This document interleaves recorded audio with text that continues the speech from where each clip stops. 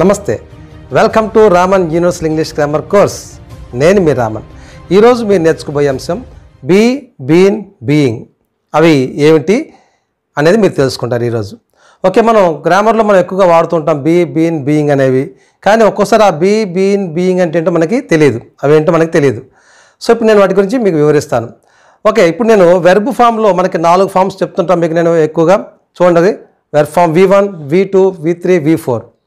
ఇక్కడ నేను ఒక చిన్న వెర్బ్ తీసుకున్నాను, గో, వెంట్, గాన్, గోయింగ్. ఎలాగైతే మనకి వెర్బ్ ఫామ్స్ 4 ఉన్నాయో అలానే ఇక్కడ బీ ఫామ్స్లో ప్రజెంట్ బీ ఫామ్స్ అనేవి 3, ఈజ్, యామ్, ఆర్. వీటిని ప్రజెంట్ బీ ఫామ్స్ అన్నాం.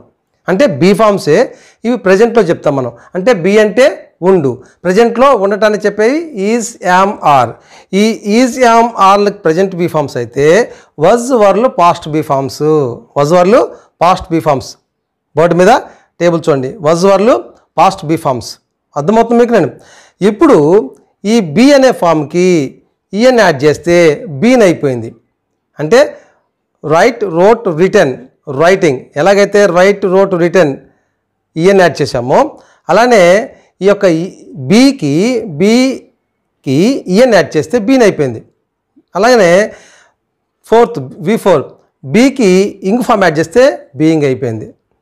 అంటే ఈ బీ, బీన్, బీయింగ్ అంటే ఏంటంటే బీ అనేది బీ ఫామ్, దాంట్లో present be forms is, am, are. Was, వర్లు పాస్ట్ బీ ఫామ్స్ అయితే బీన్ అనేది ఈజ్, యామ్, ఆర్లకి వజ్, వర్లకి V3 అనమాట. అంటే గో అనే వెర్బ్కి గాన్ ఎలాగైతే V3నో ఈజ్, యామ్, ఆర్, వజ్, వర్లకి ఈ యొక్క బీన్ అనేది V3 ఫామ్ అనమాట. అర్థమవుతుంది మీకు? సో ఇది పర్ఫెక్ట్ టెన్స్ అనమాట. ఇది పర్ఫెక్ట్ టెన్స్లో చెప్తుంది మనకి. అలానే బీయింగ్ అనేది ఏంటి? బీయింగ్ అనేది ఏంటి? ఈ బీ అనే బీకి ఐఎన్జీ యాడ్ చేస్తే బీయింగ్ అయిపోతుంది. అంటే ఇది ఈజ్, యామ్, ఆర్లకి ఇంగ్ ఫామ్ అనమాట. ఇది అంటే కంటిన్యూస్ ఫామ్. బీయింగ్ అనేది కంటిన్యూస్ ఫామ్ తెలియజేస్తుంది. ఈజ్, యామ్, ఆర్లో కంటిన్యూస్ ఫామ్ని తెలియజేస్తుంది. ఓకేనా? ఇప్పుడు క్లియర్ అయిపోయిందా? వచ్చిన ఎగ్జాంపుల్ తీసుకొని మీకు చెప్తాను మీకు నేను. For example, I am a teacher అన్నా నేను. అంటే ఇక్కడ ప్రజెంట్ బీ ఫామ్, యామ్ అనేది ప్రజెంట్ బీ ఫామ్. అలానే ఐ వాజ్ ఏ స్టూడెంట్, ఇది పాస్ట్ బీ ఫామ్. ఫ్యూచర్లో చెప్పేటప్పుడు బీ ఫామ్ బీ డైరెక్ట్గా యాక్టివేట్ అయిపోతుంది. I will be a professor. ఇప్పుడు టీచర్ని, గతంలో స్టూడెంట్ని, ఫ్యూచర్లో ప్రొఫెసర్ని అయి ఉంటాను. ఈ ఉండటాన్ని చెప్పేది ప్రజెంట్లోనేమో యామ్ వాడాము, పాస్ట్లో వజ్ వాడాను. అలానే ఫ్యూచర్లో బీ, విల్ బీ.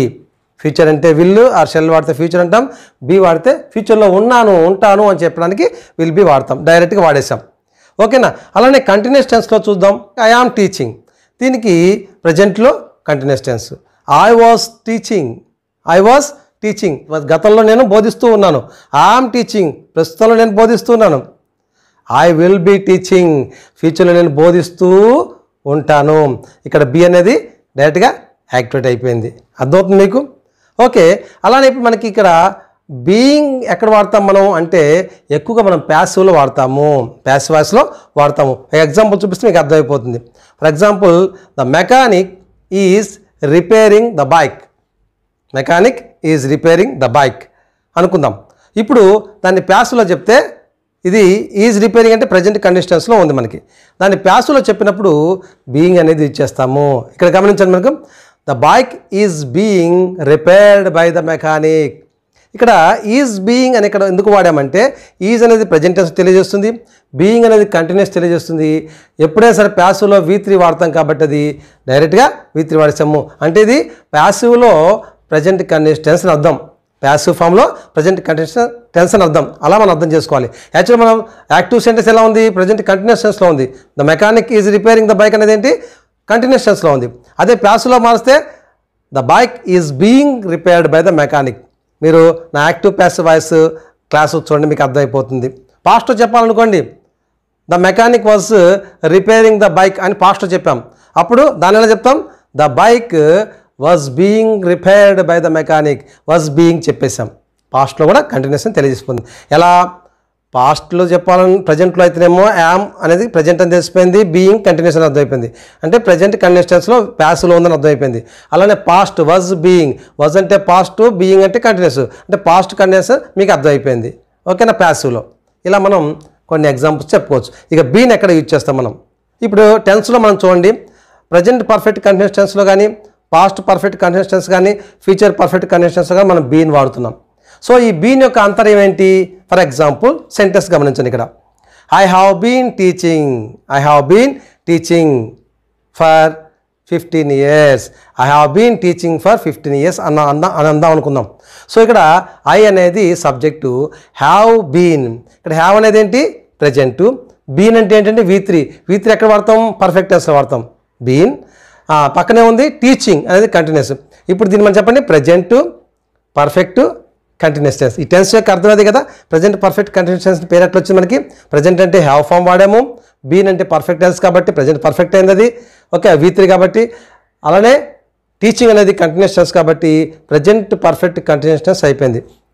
అలానే I had been teaching, had అనేది పాస్ట్ పర్ఫెక్ట్ కంటిన్యూస్ టెన్స్, ఓకేనా. I will have been teaching, ఓకేనా. ఐ విల్ ఇక్కడ ఫ్యూచర్ టెన్స్ తెలియజేస్తుంది. మరి హ్యావ్ ఎందుకు వచ్చింది ఇక్కడ అంటే ఫ్యూచర్ టెన్స్ అనేది పర్ఫెక్ట్లో చెప్తున్నప్పుడు బీన్ వాడాము. పర్ఫెక్ట్లో చెప్పాలంటే ముందు హ్యావ్ కానీ హ్యాస్ కానీ కంపల్సరీ రావాలి. కాబట్టి విల్ అనేది అదనంగా మనం యాడ్ చేసే ఒక ఫ్యూచర్ టెన్స్ వెర్బ్ అనమాట అది, ఓకేనా. Auxiliary, future auxiliary. కాబట్టి I will have been teaching అంటాం. అంటే మనం ప్రజెంట్ పర్ఫెక్ట్ కంటిన్యూస్ టెన్స్ కానీ పాస్ట్ కానీ ఫ్యూచర్ కానీ పర్ఫెక్ట్ కంటిన్యూస్ టెన్స్లో మనం బీన్ వాడాము. అలానే ప్యాసివ్లో కూడా మనం బీన్ వాడతాం. ఎలా వాడతాం? The mechanic has repaired the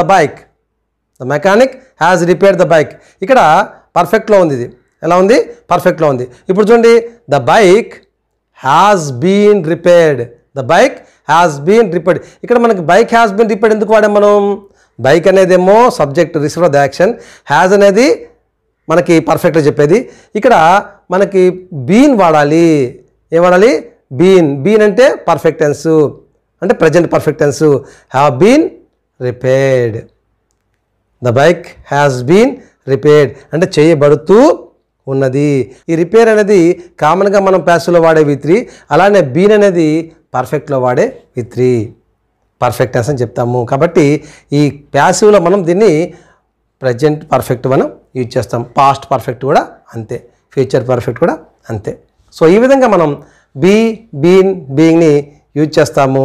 ఇది నేను ప్రజెంట్ మీకు జస్ట్ అవి ఎక్కడెక్కడ యూజ్ చేసామో చెప్పాను మీకు. నేను నెక్స్ట్ క్లాస్లో మీకు ఆ బీయింగ్ యొక్క ఉపయోగాలు, దాన్ని ఎక్కడెక్కడ యూజ్ చేస్తాము, కొన్ని ఎగ్జాంపుల్స్తో మీకు వివరించే ప్రయత్నం చేస్తాను. ఈ చిన్ని క్లాస్ మీకు అర్థమైంది అనుకుంటాను. మీకు అర్థమైతే 10 మందికి తెలియచేయండి, వాళ్ళు కూడా నేర్చుకునే విధంగా సహకరించండి. అలానే మీ యొక్క అమూల్యమైన సందేశాన్ని కామెంట్ రూపంలో తెలియచేయండి. అలానే ముఖ్యంగా సబ్స్క్రైబ్ చేసుకోవడం మాత్రం మర్చిపోకండి. సబ్స్క్రైబ్ చేసుకునే పక్కన బెల్ ఐకాన్ వస్తుంది, దాన్ని ప్రెస్ చేసినట్లయితే నాకు లేటెస్ట్ అప్డేట్స్ మీకు నోటిఫికేషన్ రూపంలో వస్తాయి. సో కాబట్టి సబ్స్క్రైబ్ చేసుకోవడం మాత్రం మర్చిపోకండి. సో నెక్స్ట్ క్లాస్లో మళ్ళీ కలుసుకుందాం. Until then, bye bye, namaste, thank you for watching. Me Raman.